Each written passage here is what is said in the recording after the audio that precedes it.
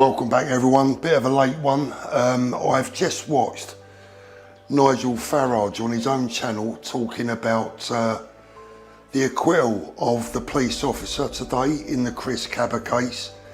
Nigel's got a lot to say, much of which I agree with, pretty much all of which I agree with. But this video is not about that, because this week the only news that all the politicians should be speaking about is the hideous, the unthinkable, the tragic death of Peter Lynch, a patriot, a hero, whose only crime was to shout at the police. Yes, he called them scum, but mostly he said, I pray for my children, I pray for my children. He kept saying it, I pray for my children. That was Peter's crime. For that he was found guilty of violent disorder. No violence involved, just words.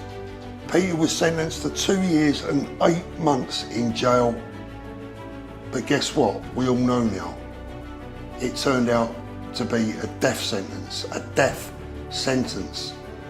There's a lot of questions around the death of our Peter, and Peter was one of us. We should never ever forget that. Nigel Farage, he was one of your own. He was one of ours. He was one of us. I'll have any money that you want to bet that Peter voted for you and for reform. Why are you not speaking up for Peter and his family this evening? I see Richard Tice had a little something to say about it, but called him a fool or something like that. I know that Isabel Oakeshott called him a fool. He wasn't a fool, he was a goddamn hero. Because he was speaking up where others were afraid to, and have been afraid to, and still are afraid to. Because we are now living under a government that puts you in jail, sends you to your death for speaking out and for praying for your children. Imagine that.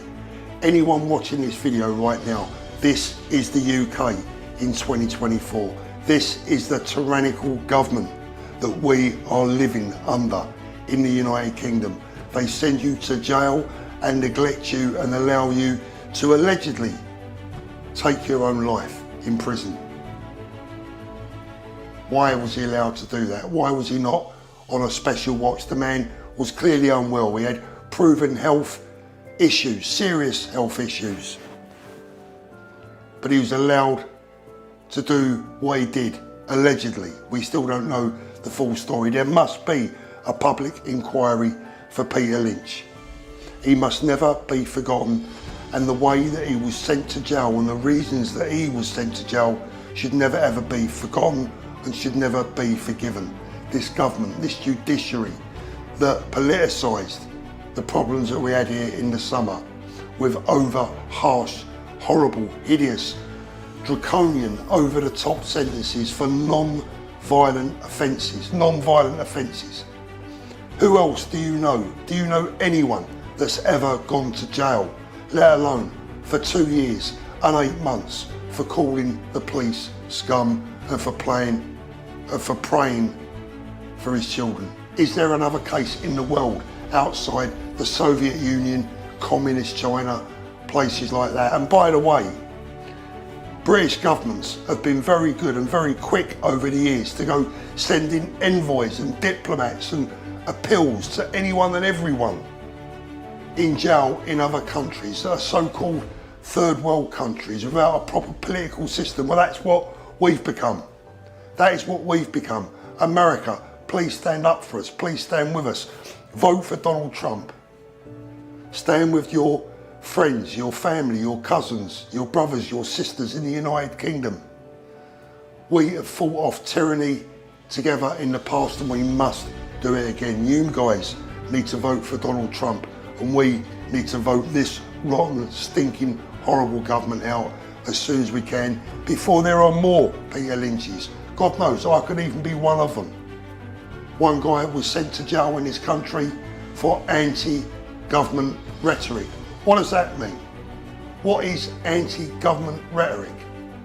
That sounds like something out of communist China or North Korea. This is the UK in 2024. Peter Lynch, Nigel, why haven't you spoke up for him?